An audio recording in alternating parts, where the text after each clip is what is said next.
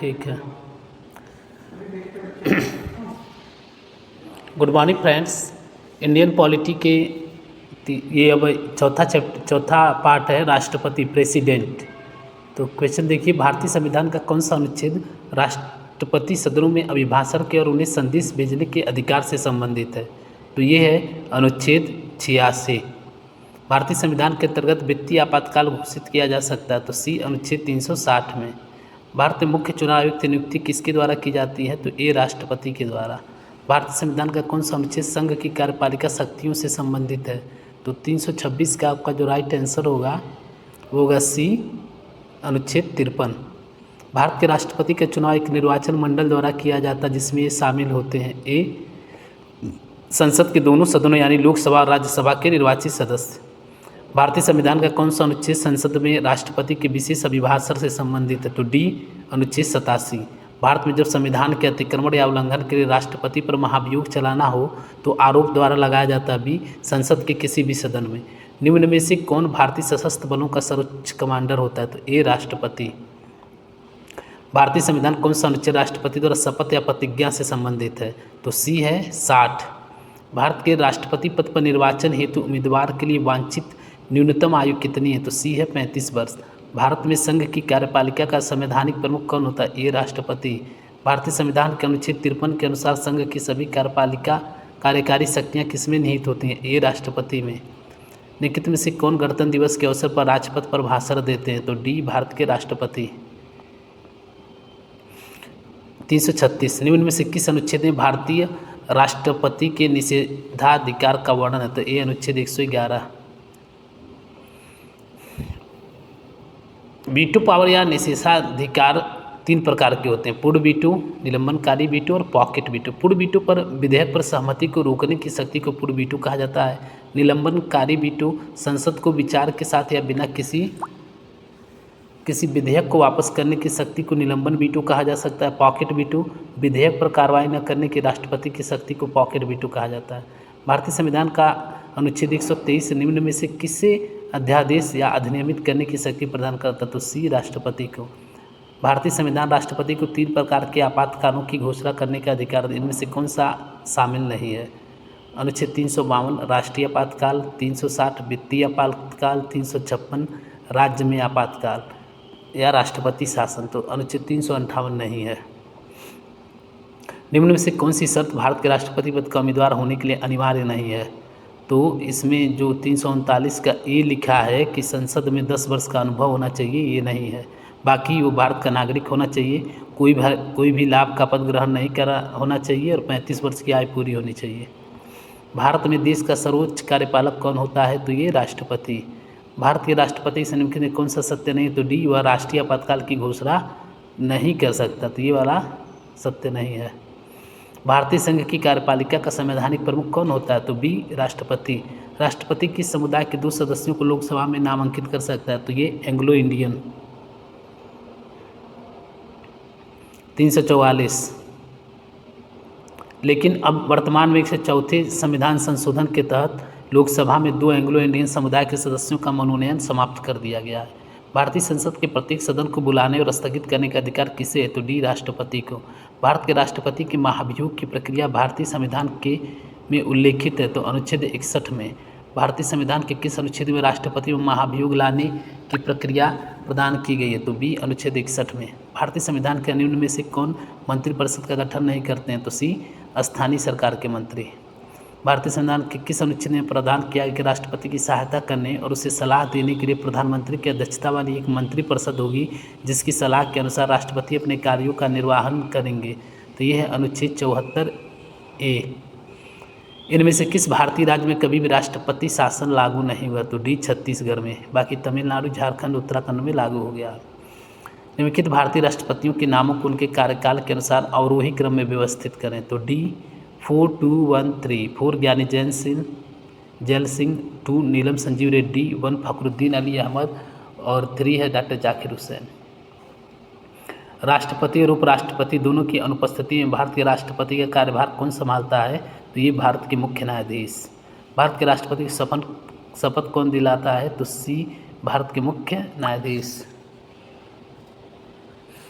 भारत के पहले उपराष्ट्रपति कौन थे जिन्हें राष्ट्रपति के चुनाव में द्वितीय वरीयता मतगणना द्वारा चुना गया था?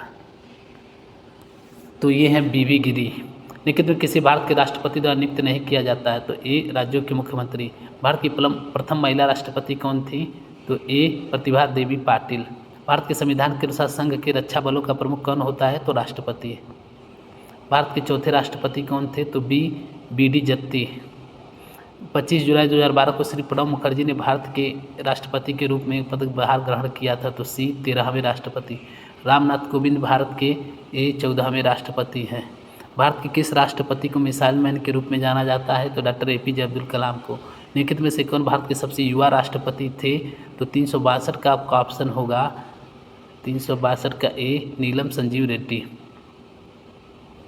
भारत में दोनों सदनों लोकसभा और राज्यसभा द्वारा प्रस्तुत और पारित किए गए सभी विधेयक के अनुमोदन के बाद ही लागू हो सकते हैं। तो डी राष्ट्रपति। भारत के राष्ट्रपति बनने से पहले इनमें से किसी भारत रत्न पुरस्कार से सम्मानित किया गया था? तो बी एस राधाकृष्णन को। निम्नलिखित में से किस पूर्व भारतीय राष्ट्रपति ने सबसे कम अवधि के लिए पदभार संभाला? ए डॉक्टर जाकिर हुसैन। इनमें से किसने राजेंद्र प्रसाद के भारत के राष्ट्रपति का पदभार ग्रहण किया? A S Radhakrishnan. भारत के राष्ट्रपति द्वारा राज्यसभा में कितने सदस्यों को नामित किया जाता है? ए 12। राष्ट्रपति द्वारा लोकसभा राज्यसभा में मनोनीत सदस्यों की संख्या कितनी होती है? तो डी 14। 12 लोकसभा में और 2 राज्यसभा में। राज्यसभा में 12 और 2 लोकसभा में। राष्ट्रपति शासन के अधीन किसी बजट राज्य का बजट के समक्ष पेश किया जाता है? ए लोकसभा। निम्नलिखित में से किस भारतीय राष्ट्रपति कार्यकाल सबसे लंबा रहा? ए डॉक्टर राजेंद्र प्रसाद। राष्ट्रपति का अध्यादेश कितने दिनों तक प्रभावित रहता है? डी 6 महीने। 372 देखिए, राष्ट्रपति निर्वाचन के लिए उम्मीदवार की उम्र कितनी होनी चाहिए? तो 35 वर्ष से ज़्यादा। भारत का संवैधानिक प्रमुख कौन होता है? राष्ट्रपति। भारत का पहला नागरिक होता है राष्ट्रपति। अगस्त 2018 के अनुसार भारत के राष्ट्रपति कौन है? तो सी रामनाथ कोविंद। निर्वाचन मंडल जो भारत के राष्ट्रपति का चुनाव करता है का गठन कौन करता है? डी संसद और राज्य विधानसभाओं के निर्वाचित सदस्य। भारत के 14वें राष्ट्रपति के रूप में शपथ लेने से पहले रामनाथ कोविंद कौन सा पदभार संभालते थे? तो 377 का है बी बिहार के राज्यपाल। राष्ट्रीय जनतांत्रिक गठबंधन के राष्ट्रपति पद की उम्मीदवारी के लिए नामित होने के पूर्व रामनाथ कोविंद ने किस पद से इस्तीफा दिया था? तो बिहार के राज्यपाल से। भारत के प्रथम मुस्लिम राष्ट्रपति कौन थे? B doctor Zakir Hussain. भारत के माननीय राष्ट्रपति रामनाथ कोविंद किस राज्य से संबंध रखते हैं? बी उत्तर प्रदेश। रामनाथ कोविंद ने भारत के 14वें राष्ट्रपति में किसे पराजित किया था? तो ए मीरा कुमार को। राष्ट्रपति की पॉकेट वीटो की शक्ति के साथ किससे ऐसी टिप्पणी क्यों की जाती है कि भारतीय राष्ट्रपति की जेब अमेरिकी राष्ट्रपति की तुलना में बड़ी है? तो 382 का जो आपका ऑप्शन होगा वो होगा ए। भारत के राष्ट्रपति का नाम बताएं जिन्होंने 1986 में भारतीय डाकघर संशोधन विधेयक के संबंध में पॉकेट वीटो का प्रयोग किया था? तो डी ज्ञानी जैल सिंह। भारत गणराज्य में वित्तीय आपात स्थिति द्वारा घोषित की जाती है? ए राष्ट्रपति के। राष्ट्रपति की 5 वर्ष के कार्यकाल की गणना कब से की जाती है? सी जिस दिन वह पदभार ग्रहण करते हैं। भारत के राष्ट्रपति के चुनाव संबंध में होने वाले विवाद में अंतिम फैसला लेने का अधिकार किसका है? तो डी सुप्रीम कोर्ट का। निम्नलिखित में से कौन कभी भी भारत का उपराष्ट्रपति नहीं रहा? तो बी APJ अब्दुल कलाम। भारत में निम्नलिखित में कौन से अधिकारी का चुनाव अनुपातिक प्रतिनिधित्व के आधार पर किया जाता है? तो बी राष्ट्रपति। अब चैप्टर 11 है उपराष्ट्रपति वाइस प्रेसिडेंट। भारत के संविधान के अनुसार राज्यसभा का पदेन सभापति कौन होता है? तो सी उपराष्ट्रपति। भारत के उपराष्ट्रपति का चुनाव निम्न में से कौन करता है? तो 390 का जो आपका ऑप्शन होगा वो होगा सी। अनुच्छेद 66 का उपराष्ट्रपति का निर्वाचन एक निर्वाचन मंडल के सदस्यों द्वारा किया जाता है जिसमें संसद के दोनों सदनों के सदस्य एकल हस्तांतरणीय मत के अनुपातिक प्रतिनिधित्व की प्रणाली के अनुसार होता है। राज्यसभा के सभापति कौन है? थे 12 अगस्त 2022 की डेटा के अनुसार तो सी जगदीप धनखड़। निम्नलिखित में किसने 11 अगस्त 2022 से भारत के उपराष्ट्रपति का पद ग्रहण किया है? तो ए जगदीप धनखड़। अक्टूबर 2020 के अनुसार भारत के उपराष्ट्रपति कौन है? तो सी एम वेंकैया नायडू। का निर्वाचन एक निर्वाचक मंडल द्वारा किया जाए जो संसद के दोनों सदनों राज्यसभा लोकसभा के सदस्यों से मिलकर बनता है? तो ए उपराष्ट्रपति। भारत के उपराष्ट्रपति किसके द्वारा निर्वाचित किया जाता है? तो डी संसद के दोनों सदनों के सदस्यों द्वारा। भारतीय संविधान के अनुसार भारत के उपराष्ट्रपति का चुनाव भी राज्यसभा संसद के दोनों सदनों के सदस्यों द्वारा। भारत में दूसरा उच्च संवैधानिक पद कौन सा? ए उपराष्ट्रपति। भारत के उपराष्ट्रपति का पद कितने समय के लिए होता है? तो डी 5 वर्ष के लिए। 2017 के चुनाव में उपराष्ट्रपति पद के लिए यूपीए उम्मीदवार कौन थे? तो बी गोपाल कृष्ण गांधी। भारत में उपराष्ट्रपति के चुनाव संबंधित किसी विवाद पर निर्णय लेता है? ए उच्चतम न्यायालय। निम्नलिखित में से कौन पदेन राज्यसभा अध्यक्ष के रूप में कार्य करता है? ए उपराष्ट्रपति। निम्नलिखित में से कौन से विकल्प में भारत का उपराष्ट्रपति बनने हेतु अर्हता नहीं है? तो सी लोकसभा की सदस्यता का धारक। भारतीय संविधान के अनुसार कोई व्यक्ति उपराष्ट्रपति के रूप में चुनाव के लिए पात्र नहीं होगा जब तक वह भारत का नागरिक न हो, 35 वर्ष की आयु पूरी न कर चुका और राज्य परिषद के सदस्य के रूप में चुने जाने की योग्यता न रखता हो। तो सी अनुच्छेद 66। चैप्टर 12 है संसद। भारत की संसद में शामिल होते हैं? तो डी राष्ट्रपति, लोकसभा और राज्यसभा। वार्षिक वित्तीय विवरण जिसे बजट के भाग के रूप में प्रस्तुत किया जाता है, भारतीय संविधान के किस अनुच्छेद के अंतर्गत आता है? तो डी अनुच्छेद 112। भारतीय संविधान का संसद की सदस्य योग्यता निर्धारित करता है? तो बी अनुच्छेद 84। निम्नलिखित में से किस वर्ष भारत की संसद द्वारा आपराधिक प्रक्रिया पहचान विधेयक पारित किया गया था? तो डी 2022। भारतीय संविधान निम्नलिखित में से किस मामले में कानून बनाने का अधिकार केवल केंद्रीय विधायिका को ही है? तो 408 का आपका जो ऑप्शन है डी नंबर। डाक एवं तार। उच्च न्यायालय के क्षेत्राधिकार को किसी केंद्र शासित प्रदेश तक बढ़ाने या उससे बाहर करने का किसके पास होता है? बी कानून द्वारा संसद को। एक प्रस्तावित विधायी कानून का मसौदा है? ए विधेयक। वार्षिक वित्तीय विवरण भारतीय संविधान के किस अनुच्छेद के तहत तैयार किया जाता है? बी अनुच्छेद 112। इनमें से कौन भारतीय संसद का हिस्सा नहीं है? तो सी विधान परिषद। भारतीय संविधान के गणतांत्रिक होने का कारण क्या है? तो 413 का आपका ऑप्शन है डी, एक निर्वाचित संसद के लिए प्रदान करता है। भारतीय संविधान के अनुसार यदि संसद के किसी भी सदन का कोई सदस्य सदन की अनुमति के बिना दिन की अवधि के तक सभी बैठकों में अनुपस्थित और सदन उसकी सीट को रिक्त घोषित कर सकता है, तो ये है 60 दिनों के लिए। निम्नलिखित में से कौन सा भारतीय संसद का एक अंग नहीं है? तो राज्य विधानसभाएं नहीं है। निम्नलिखित में कौन सरकारी विधेयक को पेश कर सकता है? तो डी संसद के किसी भी सदन में सदन के मंत्री। स्वतंत्र भारत की पहली निर्वाचित संसद कब से अस्तित्व में आई? तो 417 का आपका जो ऑप्शन होगा डी नंबर 1951-52 में। संपन्न हुई प्रथम निर्वाचित संसद सन 1952 में अस्तित्व में आई। संसद के 2 क्रमिक सत्रों के बीच अधिकतम कितना अंतराल होता है? डी 6 माह का। पहला लोकपाल विधेयक भारत की संसद में पेश किया गया था? तो सी 1968 में।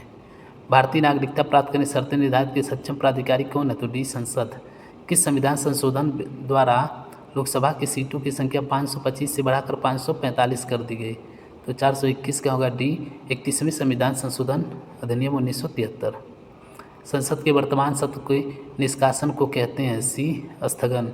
भारतीय संविधान के अंतर्गत वैधानिक सत्ता का अधिकार किसे प्राप्त है? डी संसद को। भारत में किस वर्ष खाद्य सुरक्षा और मानक अधिनियम पारित किया गया था? ये 2006 में। निम्नलिखित में से कौन सा दिवालिया व शोधन अक्षमता संहिता अध्यादेश 2018 की विशेषताओं में से एक है? तो डी वित्तीय लेनदारों के रूप में अपनी स्थिति को पहचान कर घर खरीदारों को राहत। लेकिन में कौन सी अस्थायी समिति संसद के प्रत्येक सदन में होती है? तो 426 का ए है याचिका समिति। 427 किस केंद्रीय मंत्रालय के तहत नवोदय विद्यालय समिति और केंद्रीय विद्यालय संगठन स्वायत्त निकाय है? तो डी मानव संसाधन विकास मंत्रालय। ओबीसी वर्ग में क्रीमी लेयर की पहचान करने की समिति का नाम क्या था जिसने 1993 अपनी रिपोर्ट प्रस्तुत की, उसे स्वीकार कर लिया गया था? सी रामनंदन समिति। भारत के पहले उप प्रधानमंत्री कौन थे और किस राजनीतिक दल के थे? तो सरदार वल्लभ भाई पटेल INC। निम्न में से कौन सा भारतीय संसद का नियमित सत्र नहीं है? तो ए ग्रीष्म सत्र नहीं है, शीतकालीन सत्र, मानसून सत्र और बजट सत्र है।